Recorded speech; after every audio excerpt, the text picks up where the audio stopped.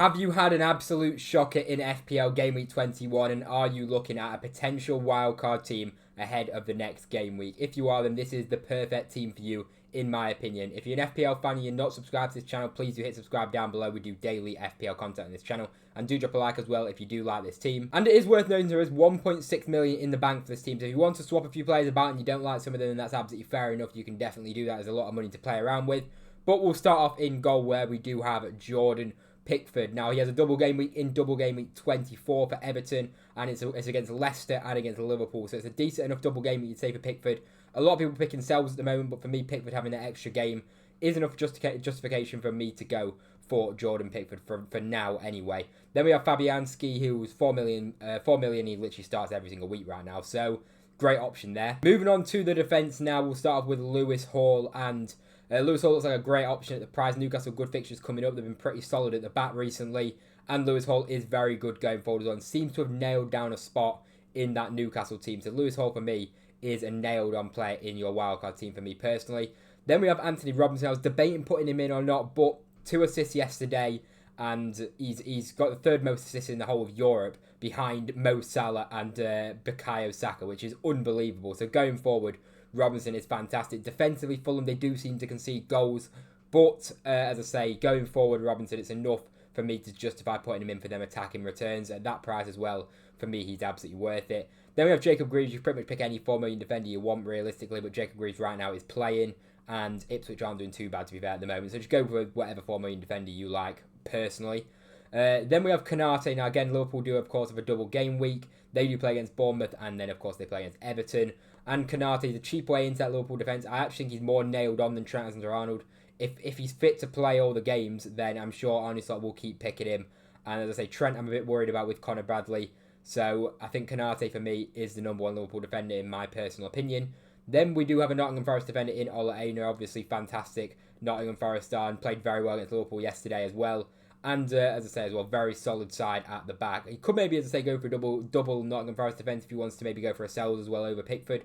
But I prefer Pickford because of that double game week personally. But as I say, Ola Aina can get an odd contribution going forward, but Nottingham Forest are so solid at the back as well. Moving on to the midfield now, we'll start off with Morgan Rogers. I still think he's the best value midfielder around that price point. Anthony Elanga is absolutely cooking right now, by the way. I think that's 6 returns in 6 game weeks, something mad like that. But for me, Morgan Rogers is just a great set and forget player, in my opinion. At that price point, he's absolutely amazing. And if you watch him play, he's genuinely unbelievable to watch play, as well as he also picks up FPL points as well. So as I say, around that price point, for me, personally, I would still be going for Morgan Rogers, even if the fixtures aren't as good as some other teams. Then we have Bruno Fernandes. Now here, you could maybe go to Mbuemo if you wanted to, but I'm going to go for Bruno Fernandes. He's got a better fixture against Brighton at home next week. Mbuemo has got Liverpool in the next game. That's not to say that Mbuemo can't score a goal against Liverpool, because that is definitely not out of the question. But Bruno Fernandes is in great form since Amarin's taken over. He's been very, very impressive. So for me, Bruno Fernandes is great value at 8.4 million. Then we do have Cole Palmer, which we need to really discuss him that much. The fixtures for Chelsea are decent enough, and it doesn't even matter what the fixtures are. Cole Palmer pretty much has to be in your team at this point. It is too risky going without him. And then moving on to Mohamed Salah, another player I don't really need to discuss. He did blank against Nottingham Forest last week, but he's only blanked 3 times all season, and he's just cursed against Nottingham Forest, apparently. I'm sure he'll be back, and in weeks to come, he's absolutely a great captain choice. So for me, Mohamed Salah just has to be in your team no matter what.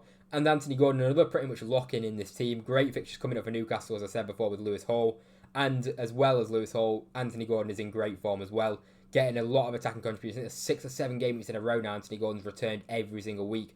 Also scored in the Carabao Cup as well, against Arsenal as well. So Anthony Gordon looks like a very good value option, and at 7.6 million, I think he's a great way into the Newcastle midfield, and for me, he's one of the best and standout midfielders right now. And moving on to the forwards now, we'll start off with Cody Gakpo. Now, it might look like a bit of an interesting shout, but Liverpool, of course, have that double game week. Cody Gakpo has been starting every single game since, I think it was game week 12. He's started every game since then.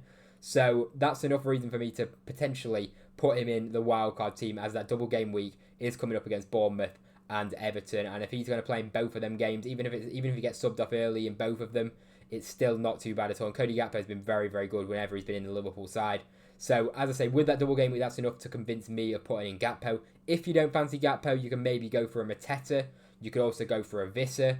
You You also go down to Raul Jimenez. There's multiple decent options up front, but for me, Cody Gakpo with that double game week for me is enough to justify putting him in.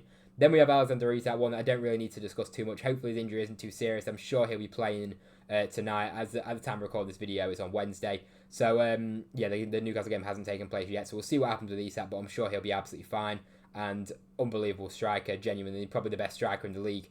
After Haaland, I think you've still got to say Haaland's the best just based on what he did last season. But Isak, unbelievable striker, and Newcastle great run of fixtures, and looks like you can't go without Isak right now. And another player that I think you can't go without is actually Chris Wood. Southampton at home next is a great fixture, and he's getting points back, absolute fun right now. 13 Premier League goals. I think he's only 2 FPL points behind Haaland this season.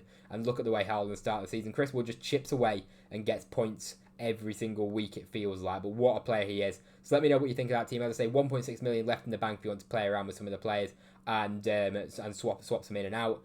But that'll about do for the video. If you enjoyed it, drop a like down below. Subscribe to the channel if you are new around here. Thank you very much for watching, and I'll see you in the next one.